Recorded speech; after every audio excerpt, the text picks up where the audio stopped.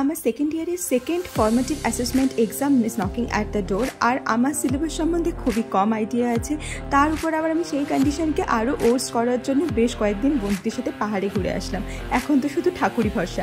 যাই হোক, তাই জন্য ভাবলাম নিজেকে একটা 12 আওয়ার স্টাডি চ্যালেঞ্জ করে দেখা যাক, আর সেই চ্যালেঞ্জটা আমি ফুলফিল করতে পারি কিনা সেটা দেখার জন্য কিন্তু লাস্ট অব্দি ভিডিওটা দেখতে হবে।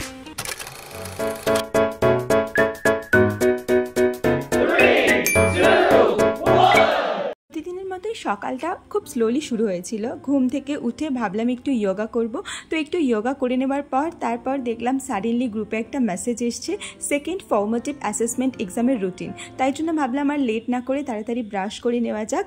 তো ব্রাশে মাজনটা লাগিয়ে আমি চলে গেলাম ওয়াশরুমে, তার সাথে ফেস ওয়াশও করতে হবে। সকালের কাজগুলো কমপ্লিট করে তাড়াতাড়ি পড়তে বসতে হবে, কারণ অলরেডি মনে মনে ঠিক করেই নিয়েছি আজকে একটা 12 আওয়ার স্টাডি সেশন আমি করেই ছাড়বো, যে করেই হোক। কলেজে আসার পর থেকে কিন্তু পড়াশোনা অনেকটাই কম হয়েছে, আর তার উপরে এক্সামও চলে আসলো। মাঝখানে অনেক কিছু অনুষ্ঠান থাকার জন্য খুব একটা ভালো করে কিন্তু পড়াশোনা হয়নি, যেটা হচ্ছিল সেটাতেও ঢিলে পড়ে গেছিল। তারপর আমি চলে আসলাম একটু ছাদে। অনেকদিন পর এই টাইমে আমি ছাদে এসেছি, কারণ আজকে অনেকদিন পরে আমি সকাল সকাল ঘুম থেকে উঠে পড়েছি।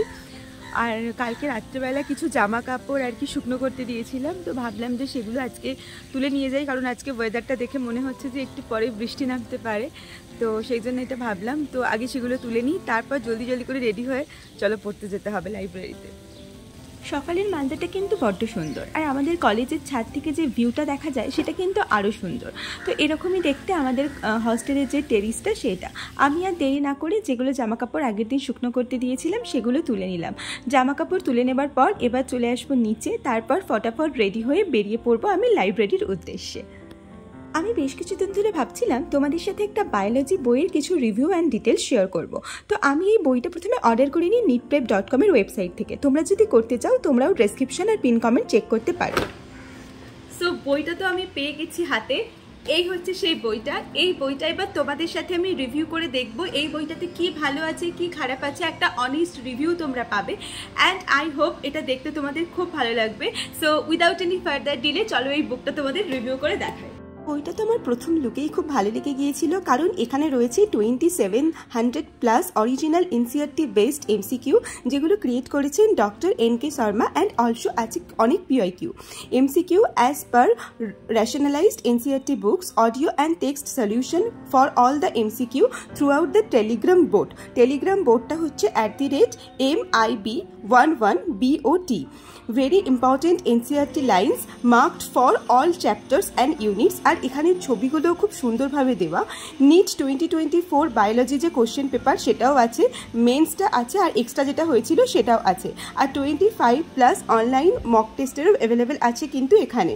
সো তোমরা নো ডাউট এই বুকটা একবার চেক করতে পারো। অ্যান্ড এখানে যাবতীয় যা ডিটেলস আছে সব কিছু আমি ডেসক্রিপশন বক্সে দিয়ে দেবো।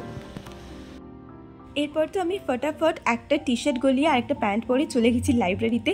লাইব্রেরি গিয়ে দেখি তখন লাইব্রেরিয়ান সবেমাত্র এসে পৌঁছেছেন, এবং তখনও লাইব্রেরিতে কেউ এসে পৌঁছয়নি। একদম 9টার সময় ঢুকেছিলাম আমরা সেদিনকে লাইব্রেরিতে। তো এখানে আমাদের প্রত্যেকের ব্যাগ রাখার জন্য একটা লকারের ব্যবস্থা করা আছে, তো আমি গ্র্যাজুয়ালি ব্যাগটা প্রথমে সেখানে রেখে দিলাম। যদিও ব্যাগ নিয়ে কিন্তু লাইব্রেরির ভেতরে, মানে যেখানে রিডিং রুম, সেখানে এন্ট্রি করা যায় না, সেই জন্য ব্যাগটা লকারেই জমা করতে হয়। তারপরে আমি চলে গেলাম লাইব্রেরির মধ্যে। সো আমরা এখন লাইব্রেরিতে এসে গেছি, 9টা বাজছে, এখনও কেউ আসেনি লাইব্রেরিতে।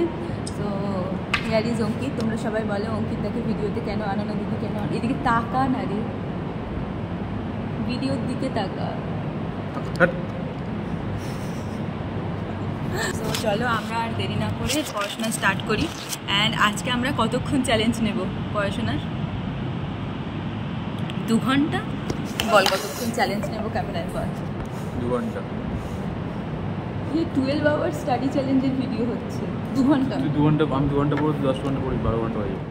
তো আজকে আমরা 12 আওয়ার স্টাডি চ্যালেঞ্জের একটা চ্যালেঞ্জ নেব। জানি না কতটা করতে পারবো কতটা করতে পারবো না, বাট যতটাই করতে পারি আমার মনে হয় সেটা worth it, কারণ মানে পড়াশোনা মেডিকেল কলেজে এসে খুবই কম করা হচ্ছে, তো যদি একটু বাড়ানো যায় সেটাই ভালো। তো জানি না কতটা করতে পারবো, লাস্ট অব্দি ভিডিওটা দেখতে থাকো। আলটিমেটলি 12 আওয়ার চ্যালেঞ্জের কতটা সাকসেসফুল হতে পারলে সেটাও তোমরা দেখতে থাকো। সো চলো উইদাউট এনি ফার্দার ডিলে পড়াশোনা স্টার্ট করি। সো আমাদের প্রথম স্টাডি সেশন 1 যেটা, সেটা আমরা স্টার্ট করলাম মেনলি প্যাথোলজি দিয়ে। আমাদের একটু চেষ্টা আছে যে প্যাথোলজিটাকে 3 থেকে 4 মাসের মধ্যে শেষ করার। তো তাই জন্য আমরা দুজনেই প্রথমে প্যাথোলজি পড়া শুরু করলাম। তো অনেকটা সময় লেগে গিয়েছিল, কারণ আমরা মেনলি ভিডিও দেখি অ্যান্ড পড়ি অ্যান্ড তার সাথে কিন্তু আমরা নোটসও বানাই। সো এরকম করতে করতে প্রায় 2 ঘন্টা হয়ে গেল, প্রায় 11টা বেজে গিয়েছিল আমাদের এটা শেষ করতে। সো ফাইনালি আমরা 2 ঘন্টা পড়াটা কিন্তু খুব সাকসেসফুলি করলাম। দেখো এখানে পড়তে এসছে আর এখানে এইসব করছে। বন্ধ কর। To show you the video of whole library. কেউ নেই এখনো, শুধু একজন আছে যে বসে খেলা দেখছে। 5 মিনিট একটু রিল্যাক্স করে নেওয়ার পর আমরা আবার শুরু করলাম স্টাডি সেশন 2। তো তখনও আমরা প্যাথোলজি পড়ছিলাম। অ্যাকচুয়ালি প্যাথোলজি নিজে এত একটা বড় সিলেবাস, আর যেহেতু নোটস বানাতে হচ্ছে তাই জন্য কিন্তু অনেকটাই টাইম লেগে গিয়েছিল। সো ফাইনালি 2 ঘন্টা পড়াটাও কিন্তু আমাদের কমপ্লিট হয়ে গিয়েছিল। এখন মোটামুটি 3.5 আওয়ার্স ডান হয়ে গেছে, মানে তারপরেও আমরা 1.5 ঘন্টা পড়েছি। বাট তারপরে পড়ার মাঝখানে একটু গ্যাপ পড়লো, কারণ অঙ্কিতের একটা পার্সেল এসেছিল। তোমরা তো আগের ভিডিওতে দেখেছোই যে অঙ্কিতের একটা নতুন ট্যাব এসছে। তো সেই ট্যাবটা ও আর কি এখন ইউজ করতে পারছে না, কারণ ওর যে প্লেটটা, মানে যেটা হচ্ছে ওপরে স্ক্রিন গার্ড, ওটা আনা হয়নি বলে। তো ফাইনালি স্ক্রিন গার্ডটা অর্ডার দিয়ে এসছে, তো ওটাও চলে এসছে। তো এটা আর তোমাদের ওপেন করে দেখালাম না। আর যদি আগের দিনের ভিডিওটা না দেখে থাকো তাহলে আমি ডেসক্রিপশন বক্সে লিঙ্ক দিয়ে দিও, তো দেখে নিও। এরকম করতে করতে বেজে গেল 12:30। তো আমাদের সকালে আমরা খুব কম খাওয়া দাওয়া করেছিলাম, সেই জন্য আমরা ভাবলাম যে একটু তাড়াতাড়ি লাঞ্চ করে নেওয়া যাক। আর যেহেতু অনেকটা পড়াশোনা হয়েছে সেই জন্য ব্রেনটাকেও অনেকটা এক্সস্ট লাগছিল, তাই আমরা ভাবলাম যে একটু আগে গিয়ে লাঞ্চ করে নিই। আমাদের অ্যাকচুয়ালি একাডেমিক বিল্ডিংয়ের 2nd ফ্লোরে লাইব্রেরি, আর একদম নিচে মানে একাডেমিক বিল্ডিং থেকে বেরিয়ে আমাদের ক্যান্টিনে যেতে হয়। তো ক্যান্টিনে গিয়ে দেখলাম আজকে খাবার দাবার খুব একটা ভালো ছিল না, বাট সত্যি কথা বলছি এত খিদে পেয়েছিল। নর্মাল একটা পোস্ত আলুর তরকারি ছিল আর তার সাথে ডিম ছিল, তো সেটা দিয়েই পেট পূজাটা সেরে নিলাম বলতে পারো। তারপরে ওখান থেকে এসে শুরু হলো স্টাডি সেশন 3। আমরা আগের দিনে কিছু চ্যাপ্টার পড়েছিলাম, তো সেই চ্যাপ্টারগুলোরই মেনলি একটু কোশ্চেন প্র্যাকটিস অ্যান্ড একটু অ্যানালিসিস অ্যান্ড স্টাডি সেগুলো করছিলাম। এরকম করতে করতে কেটে গেল প্রায় আরও কিছু ঘন্টা, প্রায় 2 ঘন্টা মতো। তো 1টা থেকে 3টে অবধি পড়াশোনা করে অঙ্কিত এখন যাবে খেলতে। ওর তো বিকালবেলা ক্রিকেট না খেললে হয় না। আমি যদিও তেমন একটা বিকালবেলা ডান্স করি, একটু প্র্যাকটিস, বাট খেলাধুলা তেমন একটা হয় না। সো এখন আমরা এখান থেকে বেরিয়ে যাচ্ছি, কারণ সত্যি বলছি অনেকক্ষণ থেকে এক জায়গায় বসে পড়ার জন্য কোমরটা ব্যথা করছে, খুবই এক্সস্ট হয়ে গেছি। তারপর দুজনে চলে গেলাম একটু মাদার ডেয়ারিতে। ওখানে আমি একটু লাড্ডু খেয়েছিলাম, আর রুমের জন্য কয়েকটা জিনিস লাইক ডিম বা বিস্কিট এইসব কয়েকটা কেনার ছিল, তো এই কটা কিনে নিয়ে এলাম। এখন অঙ্কিত চলে যাবে খেলতে আর আমি চলে যাব রুমে। আর এখানে দেখো ফাইনালি আমি নিজেকে একটা রিওয়ার্ডও দিয়েছি এতটা টাইম পড়াশোনা করার জন্য। এটা আমাদের হস্টেল, ডান দিকেরটা জুনিয়র গার্লস হোস্টেল আর বাঁ দিকেরটা সিনিয়র গার্লস হোস্টেল। যাই হোক, এরপরে আমি চলে আসছি রুমে। সো রুমে আসার পর তাও একটু ফ্রেশ লাগছে, একটা এনার্জি দরকার, তার জন্য ভাবলাম একটু স্নান করে নিই। চলো স্নান করার পর দেখা হচ্ছে। সো ফাইনালি আমি স্নান করে চলে এসেছি। এখন ফটাফট একটু স্কিন কেয়ার করে নেব, বাট স্কিন কেয়ারের আগে আজকে সকাল থেকে আমি একদম ধূপ বা ধুনো কিছু দেওয়ার টাইম পাইনি ঘরে, মানে ঠাকুর আছে আমার ঘরে, তো সেটা আগে দিয়ে নেব, তারপর পড়তে বসতে হবে। আর বাট এর মাঝখানে একটা ইনসিডেন্ট ঘটে গেছে, সেটা হচ্ছে আমি স্নান করতে যাব বলে একটু বিছানায় শুয়েছিলাম আর তারপরে আমি ঘুমিয়ে গেছিলাম। তো প্রায় 1 ঘন্টা মতো ঘুমিয়ে পড়েছি। তো এখন বাজছে ওই মোটামুটি ধরো 5টার মতো। তো এখন আমি এসেছিলাম 3:30, তো 1 ঘন্টা পুরো ঘুমিয়ে গেছি। স্নান টান করে আসতে পুরো 5টা বেজে গেছে। সো আমি এখন ফটাফট একটুখানি ধূপটা দিয়ে দেবো আর তারপর পড়তে বসে যাবো।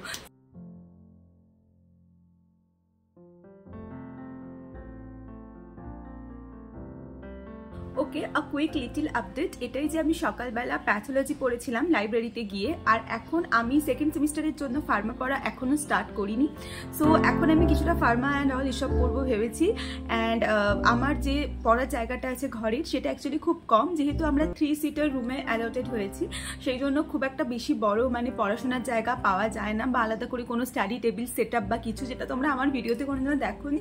অ্যান্ড অনেস্টলি সেইং 3 জনের ঘরে মানে পসিবল হয় না। সো সেই জন্য আমি টেবিলটাকে এভাবেই রেখেছি, যার একটুখানিতে বই আছে আর একটুতে কয়েকটা জিনিস, আর তারপরে এই ফাঁকা জায়গাটাতেই আমি মেনলি পড়াশোনা করি। তো তারপরে আমি স্টাডি সেশন 4-এর জন্য রেডি হয়ে গেলাম, কারণ যে করেই হোক আজকে আমাকে 12 আওয়ার স্টাডি কমপ্লিট করতেই হবে।